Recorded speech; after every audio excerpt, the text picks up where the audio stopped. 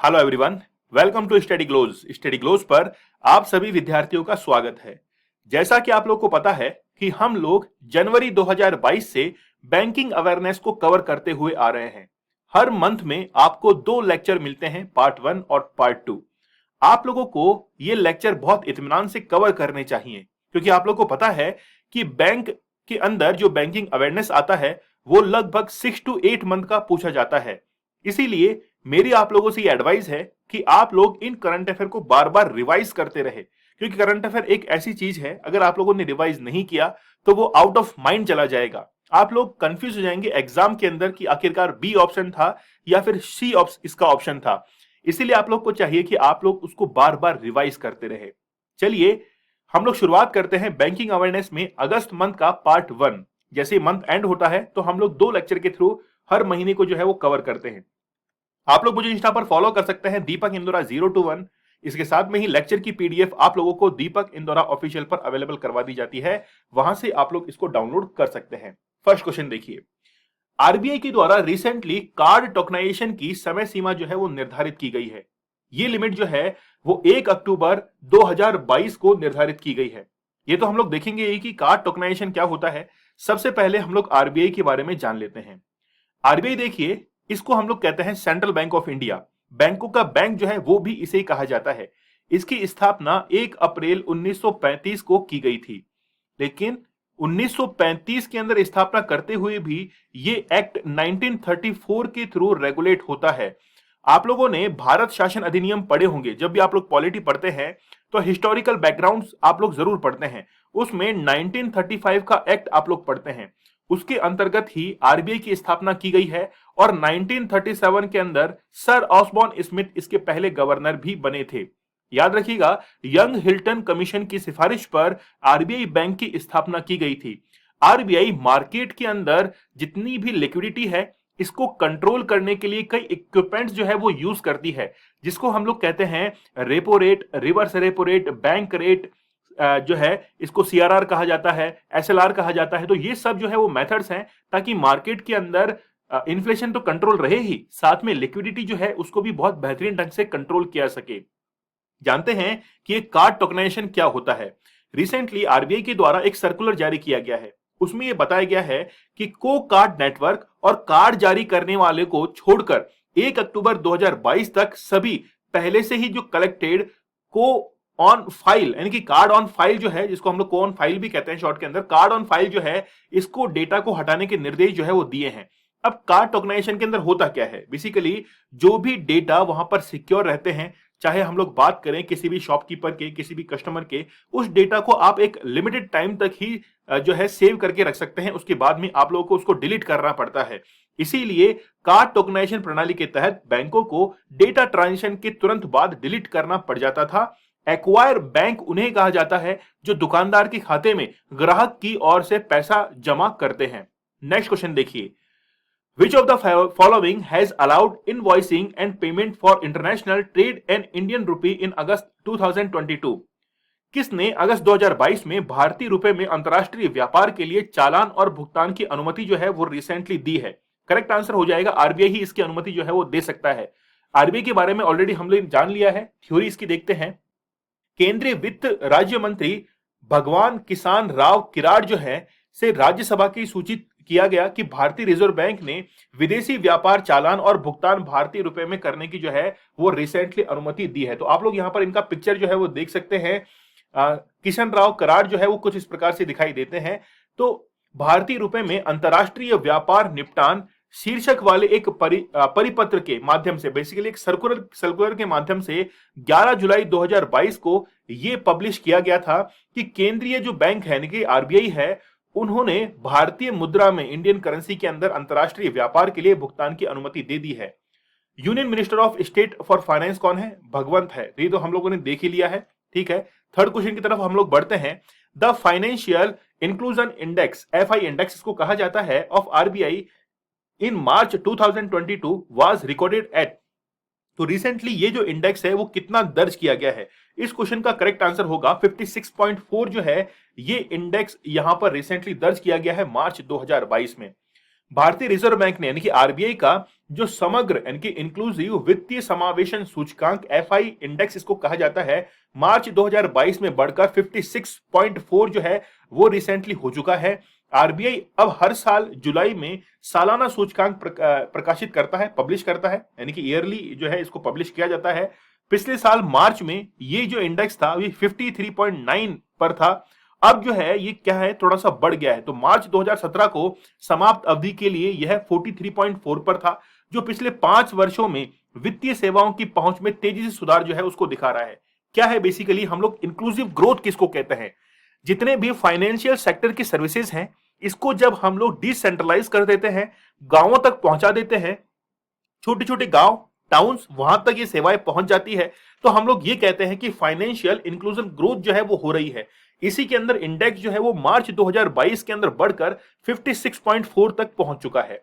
Next question देखिए, question number 4, which state has recently inked an MOU यानी कि memorandum of understanding with Deloitte India to achieve the target of $1 trillion economy. तो $1 trillion economy की अर्थव्यवस्था के लक्ष्य को प्राप्त करने के लिए हाल ही में किस राज्य ने डेलॉयट इंडिया के साथ एक समझौता ज्ञापन पर हस्ताक्षर किए हैं? It's a very very important question, आप लोगों को बहुत अच्छे से इसको ध्यान रखना चाहिए। और उत्तर प्रदेश के द्वारा रिसेंटली एमओयू जो है वो डेलॉयट इंडिया के साथ में क्या किया गया है, साइन किया गया है। क्या है इसके अंदर जान लेते हैं। उत्तर प्रदेश सरकार ने डेलॉयट इंडिया के साथ एक समझौता यानी कि एमओयू पर साइन किया है। इसे राज्य की अर्थव्यवस्था को $1 ट्रिलियन तक उठाने को के लक्ष्य को जो है प्राप्त करने के लिए सलाहकार के रूप में एज ए एडवाइजर जो है वो इसको अपॉइंट किया गया है। तो $1 ट्रिलियन, आप लोगों को पता है कि इंडियन पूरी इकोनॉमी जो है वो अभी $3 ट्रिलियन के आसपास है, धीरे धीरे बूस्ट कर रही है और टारगेट है कि इसको $5 ट्रिलियन तक जो है वो पहुंचाना है 2025 तक। नेक्स्ट देखिए, विश्व बैंक ने पीएम आयुष्मान भारत स्वास्थ्य अवसंरचना मिशन के लिए कितने $US की रिसेंटली मंजूरी दे दी है? तो हमारा यहां पर करेक्ट आंसर हो जाएगा $1 बिलियन की यहां पर मंजूरी दी गई है। केंद्रीय स्वास्थ्य मंत्री हैं मनसुख मंडाविया, इन्होंने राज्यसभा को सूचित किया है कि विश्व बैंक ने भारत के प्रमुख पीएम आयुष्मान भारत स्वास्थ्य अवसंरचना मिशन को जो है वो $1 बिलियन का ऋण जो है वो दिया है रिसेंटली। तो आयुष्मान भारत के बारे में आप लोग जानते ही होंगे कि 2018 के अंदर बेसिकली इस स्कीम को जो है वो लॉन्च भी किया गया था। जिस ऋण को मंजूरी दी गई है उसमें भारत के उन्नत स्वास्थ्य सेवा वितरण कार्यक्रम के लिए कुल $500 मिलियन के 2 पूरक ऋण और महामारी तैयारी कार्यक्रम के लिए भारत की सार्वजनिक स्वास्थ्य प्रणाली को बदलना शामिल है। बेसिकली जो हेल्थ प्रोसीजर जो चले आ रहे हैं, सिस्टम जो चले आ रहे हैं, उनको चेंज करने के लिए, क्योंकि पैंडेमिक में हमको काफी परेशानी हुई थी, वही सिस्टम चेंज करने के लिए रिसेंटली जो है वो यहां पर $1 बिलियन का ऋण जो है वो दिया गया है। यूनियन हेल्थ मिनिस्टर कौन है? मनसुख मंडाविया हेल्थ मिनिस्टर है। अगला क्वेश्चन देखिए, नीति आयोग के द्वारा जारी डिजिटल बैंक शीर्षक वाली रिपोर्ट के अनुसार यूपीआई लेन देन मूल्य में कितना अधिक और हो गया है? यानी कि यूपीआई मतलब यूनिफाइड पेमेंट इंटरफेस, इसमें जितना भी डिजिटल बैंक है इसका रोल जो है वो बढ़कर कितना हो गया है? इस क्वेश्चन का करेक्ट आंसर हमारा हो जाएगा कि $4 ट्रिलियन। आप लोग देख सकते हैं कि ये जो आप लोग देख रहे हैं 4 ट्रिलियन के अंदर, ये बेसिकली बैंकिंग ट्रांजैक्शन है। यूपीआई के थ्रू जो लेन देन होता है उसका यहां पर पूरा का पूरा ब्यौरा जो है वो दिखाया गया है। बेसिकली ये जी नहीं, ये आर लिखा हुआ है ना, ट्रिलियन रुपीस के अंदर लिखा हुआ है सबका सब ये, ठीक है। चलिए फिर देखिए, यूपीआई वाज लॉन्च इन 2016 के अंदर इसको लॉन्च किया गया था और ये $4 ट्रिलियन मूल्य का एक जो है बेल वेदर रियल टाइम भुगतान प्रणाली बन गया है। यानी कि रियल टाइम पेमेंट, जैसे आप लोगों ने यहां से ट्रांजैक्शन किया, अगले व्यक्ति को उसी टाइम जो है वो मिल जाता है सेम टाइम पर। तो प्रधानमंत्री जन धन योजना जो कि 2014 के अंदर लॉन्च की गई थी, उसमें 420 मिलियन बैंक जो है वो खाते खोले गए थे। हालांकि कुछ खाते जो है उसमें बंद हो चुके हैं, लेकिन ये तो बहुत बड़ी बात है कि गांव तक जो है, गांव के व्यक्ति के पास में भी आज अपने पास में बैंक अकाउंट है। नेक्स्ट देखिए, आरबीआई ने यानी कि आरबीआई ने किसके लिए एक सीधा 4 टियर नियामक ढांचा बनाने का निर्णय लिया है? रेगुलेटरी फ्रेमवर्क जो है वो बनाने का निर्णय लिया है। करेक्ट आंसर हमारा इसके अंदर हो जाएगा। बहुत ही बेहतरीन क्वेश्चन है, आप लोग को याद रखना है, अर्बन कोऑपरेटिव बैंक, इसके लिए एक रेगुलेटरी फ्रेमवर्क जो है वो बनाने का यहां पर डिसाइड किया गया है अर्बन कोऑपरेटिव बैंक के लिए। शहरी सहकारी बैंक यानी कि अर्बन कोऑपरेटिव बैंक की बात की जा रही है कि वित्तीय सुदृढ़ता में सुधार के लिए भारतीय रिजर्व बैंक ने शहरी सहकारी बैंक यानी कि बेसिकली यहां पर जब हिंदी में लिखा जाता है तो थोड़ा सा आप लोगों के लिए समझना काफी मुश्किल हो जाता है। इसी के मजबूत करने के लिए विभेदित नियामक नुस्खे के साथ एक सरल 4 टियर एक मैकेनिज्म जो है उसको अपनाने का फैसला लिया गया है। नेक्स्ट देखिए क्वेश्चन नंबर 8 है, एसवीसी सहकारी बैंक ने अगस्त 2022 में एमएसएमई को ऋण के प्रभाव में सुधार के लिए निम्नलिखित में से किसके साथ में समझौता जो है वो किया गया है? तो करेक्ट आंसर हमारा हो जाएगा कि सिडबी के साथ में, small industries development bank of India के साथ में रिसेंटली समझौता जो है वो किया गया है। SEBI, security exchange board of India, इसके बाद में नाबार्ड है, national bank of agriculture and rural development, फिर आईआरडीआई है। इसकी फुल फॉर्म मुझे कमेंट सेक्शन में आप लोग बताइएगा, है ना। ये मत समझिएगा कि सर को नहीं आती है, सर को आती है, लेकिन आप जो है मुझे कमेंट सेक्शन में इसका आंसर जरूर दीजिएगा। तो भारत के अग्रणी सहकारी बैंकों में से एक एसवीसी कोऑपरेटिव बैंक लिमिटेड और भारत में एमएसएमई के लिए देश की शीर्ष वित्तीय संस्था भारतीय लघु उद्योग विकास यानी कि सिडबी ने ये जो है रिसेंटली एमओयू जो है वो साइन किया है। अगला क्वेश्चन देखिए, which Indian firm is the top rank company in 2022 Fortune global 500 list among other Indian corporates? तो रिसेंटली 500 जो सूचियां हैं उनके अंदर सबसे टॉप पर कौन सा आया है ये आप लोग को बताना है। करेक्ट आंसर हमारा इसमें हो जाएगा LIC, life corporation of India जो है वो इसमें शीर्ष स्थान पर रहा है। हाल ही के अंदर एलआईसी फॉर्च्यून ग्लोबल 500 की रिसेंटली लिस्ट के अंदर शामिल हुआ है। वहीं इस सूची में रिलायंस इंडस्ट्रीज ने 51वां स्थान जो है उसकी छलांग लगाई, 51 स्थान की जो है वो छलांग लगाई है। एलआईसी यानी कि एलआईसी जो है उसने 97.26 अरब डॉलर के राजस्व रेवेन्यू और 55.3 करोड़ डॉलर के लाभ के साथ में देश की सबसे बड़ी बीमा कंपनी जो है वो एलआईसी बन चुकी है। हाल ही में फॉर्च्यून की ये लिस्ट जो है वो जारी हुई है, इसमें एलआईसी को 98 रैंक जो है वो हासिल हुआ है। तो बेसिकली 500 के अंदर एलआईसी शामिल हुआ है। यह सूची एलआईसी का पहला आउटिंग है जो सूचीबद्ध कंपनियों को बिक्री के आधार पर जो है वो रैंक करता है, कितनी आप लोग सेल कर पा रहे हैं उसके आधार पर जो है ये रैंक किया जाता है। नेक्स्ट देखिए, वाणिज्य और उद्योग मंत्रालय ministry of commerce and industries के द्वारा रिसेंटली मान्यता प्राप्त भारत में स्टार्टअप्स की संख्या में एक मील का पत्थर जो है वो साबित हुआ है। कितना पार कर लिया है? क्या करेक्ट हमारा आंसर इसके अंदर हो जाएगा? करेक्ट आंसर होगा हमारा कि 75,000 जो है वो हमारे पास में स्टार्टअप्स हो चुके हैं। आप लोगों ने यूनिकॉर्न का नाम सुना होगा।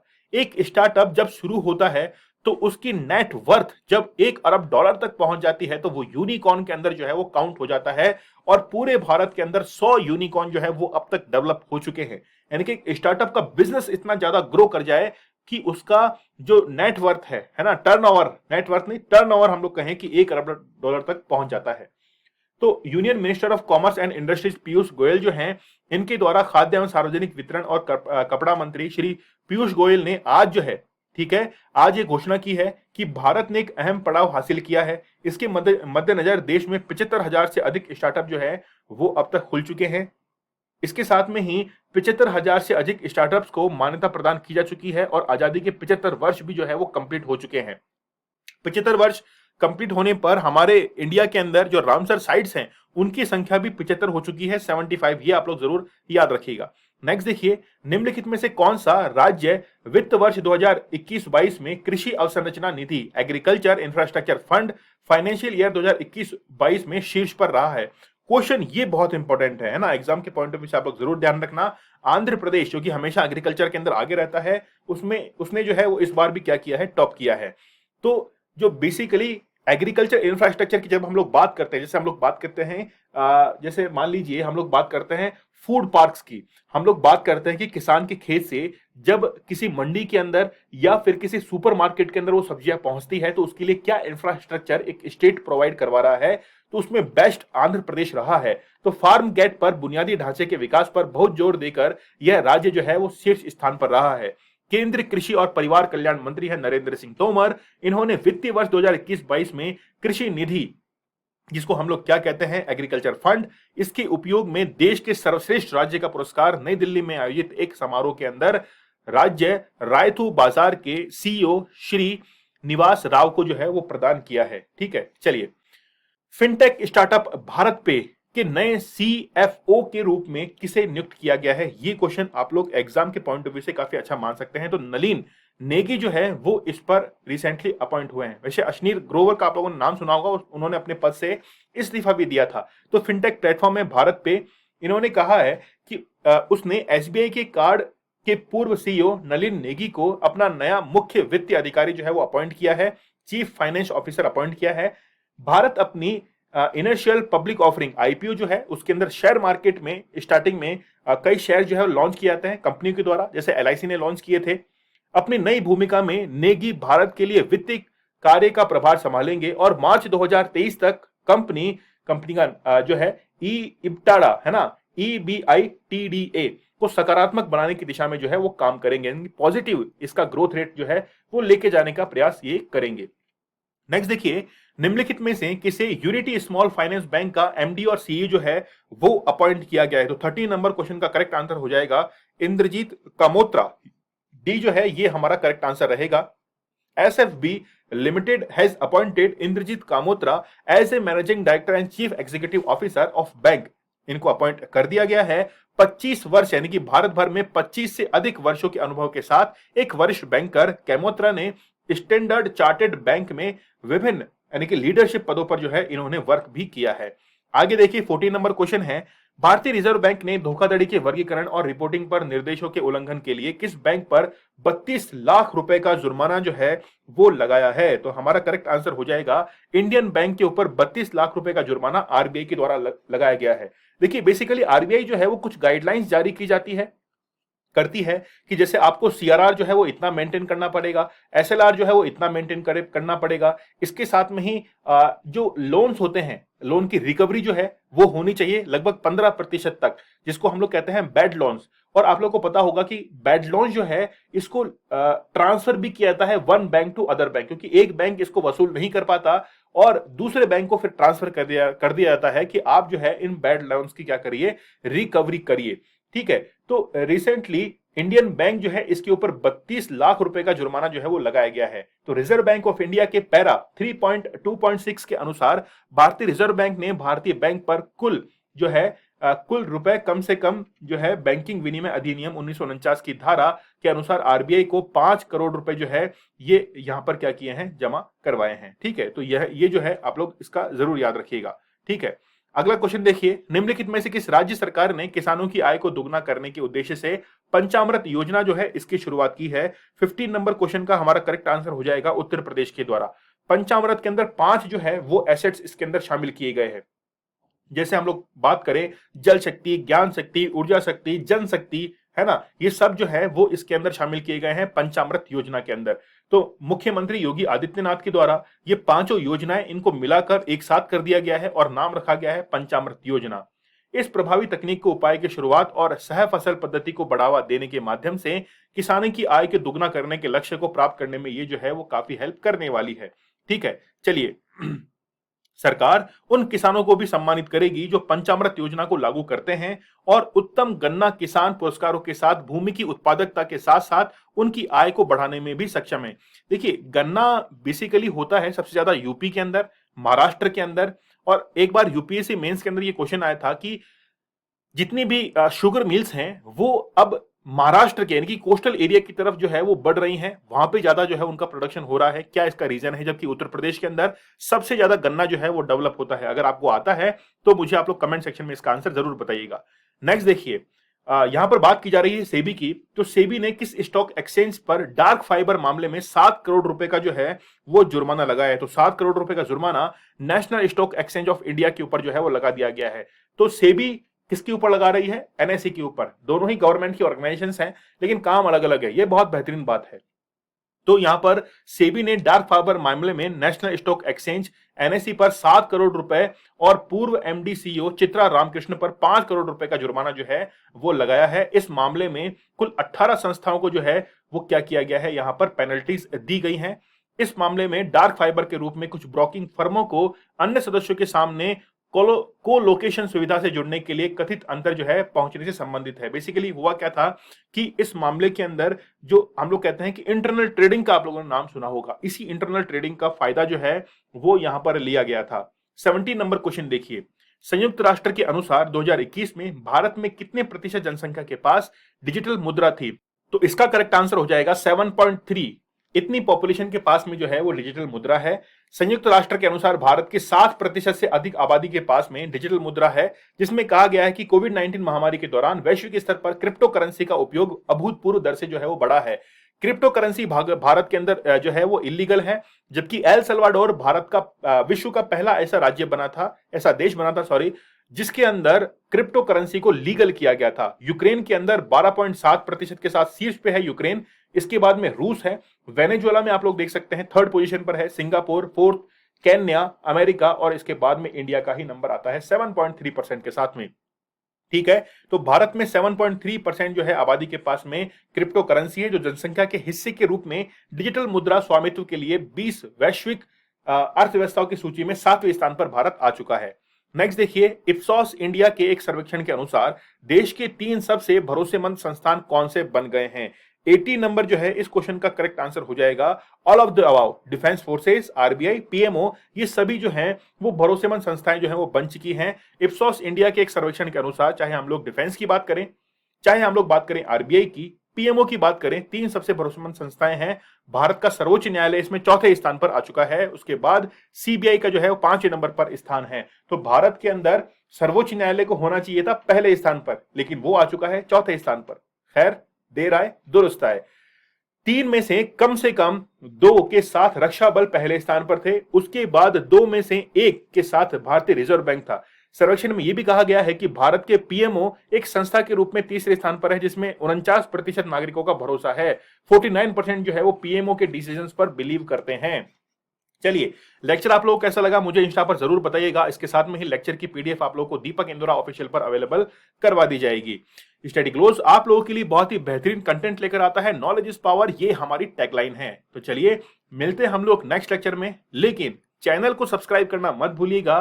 सेशन को जरूर लाइक कीजिए। सेकंड पार्ट बैंकिंग अवेयरनेस का हम लोग जल्दी लेके आएंगे, 1 या 2 दिन में आप लोग को मिल जाएगा। आप लोग इसको जरूर फॉलो किया करो। मिलते हैं हम लोग नेक्स्ट लेक्चर में, तब तक के लिए धन्यवाद। Thank you.